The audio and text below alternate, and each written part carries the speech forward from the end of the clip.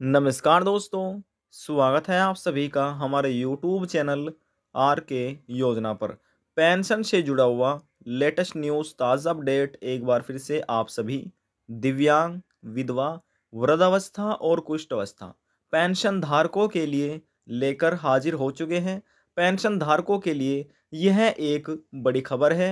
इन 3 महीनों की पेंशन 3,000 रुपये लाभार्थियों के बैंक खाते में सरकार द्वारा ट्रांसफर कर दिए गए हैं। अब किन लाभार्थियों को ये पैसा मिल पाया है और किस राज्य सरकार द्वारा ये पेंशन राशि ट्रांसफर की गई है, और जिसको यह पेंशन राशि नहीं मिली है तो उन पेंशन धारकों को क्या कार्य यहाँ पर करना होगा जिसे पूरा करके वे अपनी पेंशन अपने बैंक खाते में प्राप्त कर सकते हैं। दोस्तों, वीडियो की शुरुआत करने से पहले हमारा आपसे निवेदन है छोटा सा। यदि आप हमारे चैनल पर पहली बार हैं तो चैनल को सब्सक्राइब कर लीजिएगा। साथ ही दोस्तों, बेल आइकन के बटन को प्रेस करना ना भूलें ताकि जो हमारी वीडियो का नोटिफिकेशन है वह सबसे पहले आपको प्राप्त हो और आप सबसे पहले ही उसका लाभ उठा सके।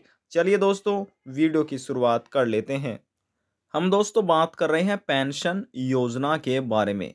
जिनको पेंशन मिल चुकी है तो वेल एंड गुड, और जिसको नहीं मिली है तो उन पेंशन लाभार्थी को क्या कार्य करना है, किस राज्य द्वारा पेंशन को ट्रांसफर किया गया है। तो दोस्तों, यहाँ पर पहले तो प्रधानमंत्री नरेंद्र मोदी की सेंट्रल CENTRAL सेंट्रल गवर्नमेंट, उसके बाद दोस्तों आता है राज्य सरकार यानी कि स्टेट गवर्नमेंट। दोनों को मिलाकर ही जो आपकी पेंशन है आपके बैंक खाते तक ट्रांसफर की जाती है। जी हाँ दोस्तों, आपके बैंक तक ये पेंशन ट्रांसफर की जाती है। अब आप किसी भी राज्य के पेंशन धारक क्यों ना हो, हरियाणा, पंजाब, गुजरात, महाराष्ट्र, कर्नाटका, उत्तर प्रदेश, हिमाचल प्रदेश, उत्तराखंड, यूपी, दोस्तों आप किसी भी राज्य के पेंशन धारक क्यों ना हो, आपको ये लाभ दोनों सरकार मिलाकर ही बैंक खाता तक पहुंचाया जाता है। अब किसी राज्य में तो 3,000 रुपये पेंशन राशि दी जा रही है, किसी राज्य में 400 रुपये दी जाती है, 500 रुपये भी दी जा रही है, 1,800 रुपये भी दी जा रही है, और दोस्तों किसी राज्य में 800 रुपये से लगाकर 1,700 रुपये तक की पेंशन दी जा रही है। अब अन्य राज्यों में 2,500 रुपये भी हैं, 2,800 रुपये भी पेंशन राशि दी जा रही है। 1,000 प्रति माह यानी कि 1,500 रुपये प्रति माह के हिसाब से, यानी कि 1,500 रुपये प्रति माह के हिसाब से 3 महीने किस्त 4,500 रुपये किसी अन्य राज्य में दिव्यांग, विधवा, वृद्धावस्था और कुष्ठावस्था पेंशन धारकों को दी जा रही है। आपके राज्य में कितनी पेंशन मिलती है आप हमें नीचे कमेंट बॉक्स में जाकर बता सकते हैं कि आपके राज्य में पेंशन ट्रांसफर हो गई है या फिर नहीं हो रही है। तो दोस्तों, हम बात करें यहाँ पर कि 3,000 रुपये किस राज्य सरकार द्वारा पेंशन को ट्रांसफर किया जा रहा है। दिव्यांग, विधवा, वृद्धावस्था और कुष्ठावस्था पेंशन धारकों को यह लाभ दिया जा रहा है। उत्तर प्रदेश यानी कि यूपी सरकार द्वारा 31 अक्टूबर 2022 से सरकार ने पेंशन को ट्रांसफर करना प्रारंभ कर दिया है। अब यह लाभ दिव्यांग, विधवा और वृद्धावस्था इन 3 पेंशन धारकों को दिया जा रहा है। अगर आप भी उत्तर प्रदेश राज्य के अधीन आते हैं, किसी भी इन पेंशन में से आप भी पेंशन का लाभ ले रहे हैं, तो आपके बैंक खाते में भी ये 3,000 रुपये की पेंशन राशि पहुंच गई होगी। अब कुछ पेंशन धारक ऐसे हैं जिनको 3,000 रुपये पेंशन राशि नहीं मिल पाई है। तो दोस्तों, यहाँ पर हम आपकी जानकारी के लिए बता दें कि सरकार ने दिव्यांग, विधवा, वृद्धावस्था और कुष्ठावस्था सभी पेंशन धारकों को पेंशन का EKYC, आप कह सकते हैं आधार प्रमाणीकरण, ये अनिवार्य किया हुआ है। जब तक आप ये नहीं कराएंगे तो आपको पेंशन का लाभ नहीं दिया जाएगा। ये भी एक बड़ा कारण है पेंशन ना आने का। अब दूसरा कारण समझ लीजिए, जिस पेंशन धारक का बैंक खाता काफ़ी ज़्यादा समय पुराना है तो ऐसे पेंशन धारक को अपना बैंक खाता अपडेट कराना होगा। कैसे? पहला दस्तावेज आपका आधार कार्ड आ जाता है, दूसरा है आपका मोबाइल नंबर, और जो तीसरा दस्तावेज है वह आपका है यहाँ पर पैन कार्ड। आपके पास पैन कार्ड होना चाहिए, पैन कार्ड। इन तीनों दस्तावेज की आपको फोटो स्टेट करा लेनी है, और जिस बैंक में आपकी पेंशन आती है, बैंक खाता है, उसमें इन तीनों दस्तावेजों को आपको जमा कर देने हैं। इससे आपका बैंक का KYC यानी कि बैंक सत्यापन पूरा हो जाएगा। आपका बैंक खाता बिल्कुल नया जैसा हो जाएगा। इसलिए आपको ये कार्य पूरा करा लेना है जिसका बैंक खाता काफ़ी ज़्यादा समय पुराना है। 2 कार्य हमने आपको बता दिए, जिसकी पेंशन अभी तक नहीं आई है उनको हम बता रहे हैं। अब तीसरा कार्य, दोस्तों तीसरा कार्य बहुत ही ज़्यादा यहाँ पर आपके लिए महत्वपूर्ण है, इन तीसरे कार्य को यहाँ पर आप जरूर एक बार समझिएगा। यह कार्य आपके पेंशन एप्लीकेशन फॉर्म से जुड़ा हुआ है। दोस्तों यहाँ पर आप देख रहे हैं, पहले यहाँ पर 4 कॉलम आपको देखने को मिलेंगे जब आप अपना पेंशन एप्लीकेशन फॉर्म किसी भी नज़दीकी CSC सेंटर पर जाकर या अपने मोबाइल फ़ोन में ओपन करेंगे।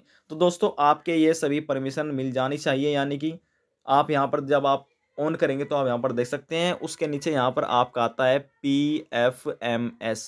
ये आपका वैलिडेशन एक्सेप्ट होना चाहिए।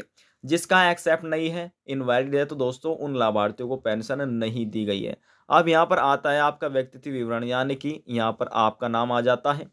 आपके नाम के बाद आप महिला है या पुरुष हैं, जनरल, OBC, माइनॉरिटी किस कैटेगरी में आप आते हैं, आपका मोबाइल नंबर, आपका आधार कार्ड, ये दस्तावेज आपको यहाँ पर लगे मिलेंगे। यदि इन दस्तावेजों में, डॉक्यूमेंट्स में कोई भी गलती हो रही है, आपके नाम में स्पेलिंग्स में, मात्राओं में, या आधार कार्ड आपका नंबर गलत हो रहा है, महिला है या पुरुष है, OBC, जनरल, तो दोस्तों इन गलतियों को आपको सही करा लेना है जल्द से जल्द। जिन व्यक्तियों की ये गलती हो रही है तो उनको भी पेंशन नहीं मिल पाई है। अब दोस्तों नीचे आता है आपका बैंक विवरण। दोस्तों यहाँ पर आता है आपका बैंक विवरण। तो दोस्तों इसमें कुछ कार्य ऐसे होते हैं पेंशन एप्लीकेशन फॉर्म के कि आप ऑनलाइन सुधार करा सकते हैं। जैसे कि आप ये गलतियां सुधार ऑनलाइन करा सकते हैं, आपके नाम में स्पेलिंग्स में कोई भी गलतियां हो रही है, लेकिन जो आपका बैंक विवरण कॉलम है ये आपको ऑफलाइन करानी होगी। जी हाँ दोस्तों, ये गलती आप ऑफलाइन ही सुधार करा सकते हैं। इसके लिए आपके क्या दस्तावेज चाहिए होंगे ये समझिएगा। इसके लिए आपका पहला जो दस्तावेज है वह है आपका आधार कार्ड। आपका आधार कार्ड आपके पास होना चाहिए, पहला दस्तावेज। दूसरा है यहाँ पर आपका मोबाइल नंबर। दोस्तों ये दोनों कंपलसरी है कि पेंशन का KYC कराने के लिए भी, और अपना यानी कि यदि किसी के आवेदन फार्म में बैंक विवरण में गलतियां हो रही है तो दोस्तों पहला आधार कार्ड है, दूसरा है आपका मोबाइल नंबर, और तीसरा है जिस बैंक में आपकी पेंशन आती है उस बैंक की आपको फोटो स्टेट करा लेनी है, पासबुक की। और इन तीनों दस्तावेजों को अपने जो भी आपका ज़िला होता है तो आपको अपने ज़िला में ये डॉक्यूमेंट अधिकारियों को जाकर जमा कर देने हैं। इससे यह होगा कि आपके बैंक विवरण में जो भी गलतियां हो रही है वह पूरी कर ली जाएगी, और आप यानी कि जो आपका KYC है वह आप नज़दीकी CSC सेंटर पर जाकर ठीक करा सकते हैं। आपके नाम में, स्पेलिंग से, मात्राओं में जो भी गलतियां हो रही है वह आप यहाँ से संशोधन करा सकते हैं। तो दोस्तों जिसकी पेंशन नहीं आई है उत्तर प्रदेश में, तो उन पेंशन धारकों को ये कार्य जल्द से जल्द पूरे कर लेने हैं। यदि आप ये कार्य पूरे नहीं करेंगे तो दोस्तों जो आपको अगली किस्त मिलने वाली है 3 महीनों की, तो आपको वे भी प्राप्त नहीं हो पाएगी। जैसे ही आप ये सभी कार्य अपने पूरे करा लेते हैं, पूरे होने के पश्चात फिर आपके बैंक खाते में पेंशन राशि को ट्रांसफ़र कर दिया जाएगा। लेकिन आपको यह कार्य जरूर करा लेने हैं यदि आप अपनी पेंशन अपने बैंक खाते में प्राप्त करना चाहते हैं। आपकी पेंशन तभी बच सकती है, अन्यथा आपकी पेंशन को यहाँ पर डीएक्टिवेट भी किया जा सकता है। आज की जानकारी में बस इतना ही। यदि आपको हमारी दी हुई जानकारी पसंद आई तो वीडियो को जरूर लाइक कर दीजिएगा, और यदि जानकारी को लेकर आपके मन में कोई सवाल है, कोई डाउट है, पूछना चाहते हैं, नीचे कमेंट बॉक्स में जाकर पूछ सकते हैं। सभी सवालों का जवाब आपको दे दिया जाएगा। लास्ट में निवेदन यही करेंगे, चैनल को सब्सक्राइब और साथ ही बेल आइकन के बटन को प्रेस करना ना भूलें। अब हम आपसे मिलते हैं नेक्स्ट वीडियो में एक और नई जानकारी के साथ। जब तक के लिए जय हिंद, जय भारत।